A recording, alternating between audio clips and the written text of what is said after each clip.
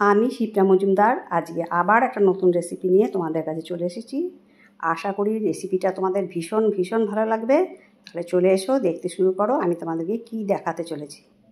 দেখো, আমি এখানে 3টে ঝিঙে, 2টো আলু আর একটা পেঁয়াজ নিয়ে নিয়েছি। এইগুলো দিয়ে আমি একটা আজকে রেসিপিটা তৈরি করব। ঝিঙের খোসাটাকে আমি এইভাবে ছাড়িয়ে নিচ্ছি।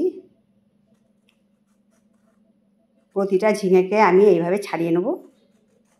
ঝিঙের এই যে আলু দিয়ে ঝিঙে দিয়ে তরকারিটা পেঁয়াজ দিয়ে এত সুন্দর খেতে লাগে যে তোমাদেরকে কি বলবো। ঝিঙের খোসা ছাড়ানো হয়ে গেছে, এবার আমি দেখো পিস করে করে কেটে নিচ্ছি।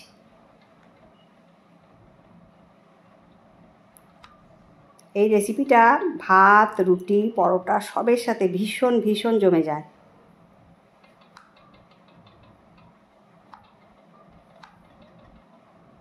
আর এইভাবে ঝিঙেগুলোকে একটি ডুমো ডুমো করে কেটে নিচ্ছি। সমস্ত ঝিঙেগুলো আমার কাটা হয়ে গেছে।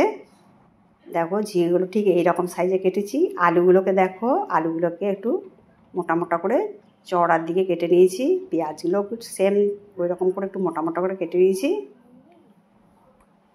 তোমাদেরকে একটু দেখিয়ে দিচ্ছি ঝিঙেগুলো দেখো কেমনভাবে কেটেছি। আলুগুলোকেও এইভাবে দেখো কত সুন্দরভাবে কাটা হয়েছে। আর পেঁয়াজগুলো একটু মোটার দিকে আড়ে আড়ে কেটে নিয়েছি। আর 4টে লঙ্কা আমি চিড়ে রেখেছি। এইটা দিয়েই রান্নাটা শুরু করব। এদিকে রান্নাঘরে গ্যাসের উপরে কড়াই বসিয়ে দিয়েছি। তার মধ্যে সর্ষের তেল গরম হয়ে গেছে। তার মধ্যে আমি কালো জিরে ফোড়ন আর কাঁচা লঙ্কাগুলো ছেড়ে দিলাম। যখন কালো জিরেটা ভালো করে সুগন্ধ বেরিয়ে গেল, লঙ্কা থেকে সমস্ত গন্ধ বেরিয়ে গেল, ভালো করে ভাজা হয়ে গেল, তখন আমি এর মধ্যে আলুগুলো কেটে রেখেছিলাম, আলুগুলোকে দিয়ে দিলাম। এর মধ্যে এখন 1/2 চামচ লবণ দিলাম। এখন বেশি লবণ দেব না। আর 1/2 চামচ হলুদ দিলাম। আলুটাকে এই নুন হলুদ দিয়ে ভালো করে ভেজে নেব। এই তরকারিটা এই আলুটার জন্য ভীষণ টেস্ট বেড়ে যায়। তাই আলুটাকে ঠিক এইভাবে ভেজে নিতে হবে।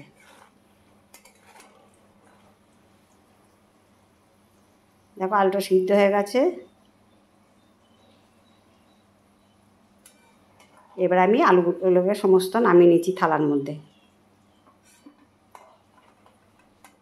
বন্ধুরা, তোমাদেরকে আমি রিকোয়েস্ট করব, তোমরা একদিন অন্তত রান্না করে খেও, ভীষণ ভালো লাগবে। তারপর থেকে দেখবে প্রায় প্রায় খেতে ইচ্ছে করবে। এবার দেখো, পেঁয়াজগুলোকে আমি এরকম করে ছাড়িয়ে রেখেছিলাম প্যাটেলগুলোকে, সেইগুলোকে আমি দিয়ে দিলাম।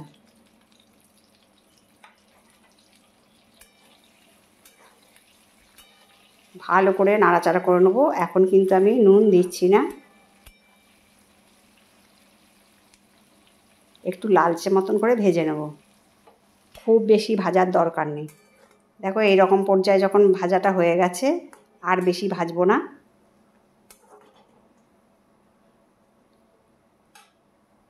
এরপরে আমি এর মধ্যে ঝিঙেগুলো কেটে রেখেছিলাম, ঝিঙেগুলো দিয়ে দিচ্ছি।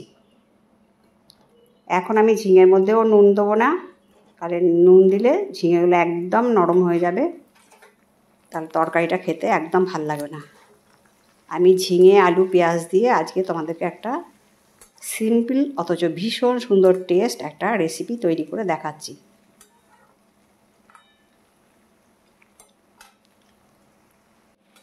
পেঁয়াজ আর ঝিঙেটাকে সুন্দর করে নেড়েচে আমি কষিয়ে নেব।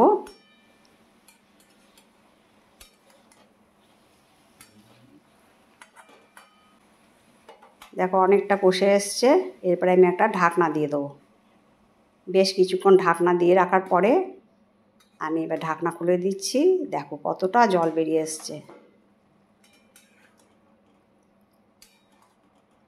এবারে ভালো করে কষিয়ে নিতে হবে নরম হওয়া পর্যন্ত।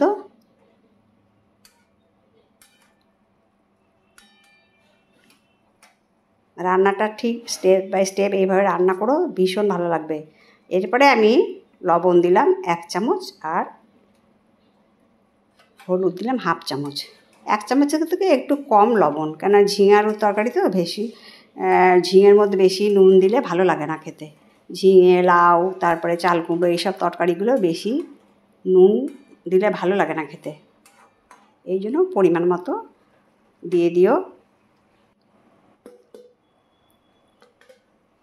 দেখো ঢাকনাটা খুলে নিচ্ছি, জলটা অনেকটাই কমে এসছে। আমি জলটাকে একদম কমিয়ে নেব, তেল না বেরোনো পর্যন্ত আমি এটাকে কষিয়ে রান্না করে নেব। এরপরে আমি ভেজে রাখা আলুটাকে দিয়ে দিলাম, যেটা আমি প্রথমেই ভেজে নিয়েছিলাম। আমার রেসিপিটা যদি তোমাদের ভালো লাগে তাহলে লাইক, শেয়ার, কমেন্ট আর সাবস্ক্রাইব করে আমার চ্যানেলের পাশে থাকার জন্য অনুরোধ করছি। আর যারা নতুন ভিজিট করছো আমার চ্যানেলে, তারা প্লিজ বেল বাটনটা প্রেস করে দিও, অল নোটিফিকেশানটা অন করে দিও, তাহলে তোমাদের কাছে সমস্ত নোটিফিকেশান চলে যাবে। এবার দেখো চিনি দিয়ে দিলাম। আমরা জানি সমস্ত তরকারির মধ্যে যদি আমরা সবজির তরকারির মধ্যে যদি একটু চিনি দিয়ে দিই, স্বাদটা খুব সুন্দর ব্যালেন্স হয়ে যায়।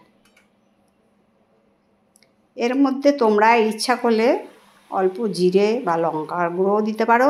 আমি এর মধ্যে কিচ্ছু দিইনি, মশলা ছাড়া একটা ঝিঙে আলু পেঁয়াজ দিয়ে তরকারি রান্না করে দেখালাম, কত সিম্পল। দেখো তেলটা বেশ বেরিয়ে এসছে, রান্নাটা প্রায় আমার কমপ্লিট হয়ে গেছে, ঝিঙে নরম হয়ে গেছে, আলুটাও তো সুন্দর করে সেদ্ধ হয়ে গেছে। এবার আমি একটা প্লেটের মধ্যে সার্ভ করে দিলাম। দেখো ওই যে তেলটা বেরিয়েছে তরকারিটার, এই তেলটা দিয়ে কিন্তু ভাত খেতে ভীষণ ভালো লাগে বা রুটি খেতে ভীষণ ভালো লাগে, একদম জমে যায়।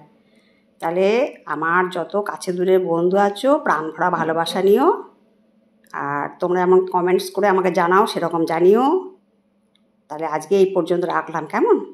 টাটা।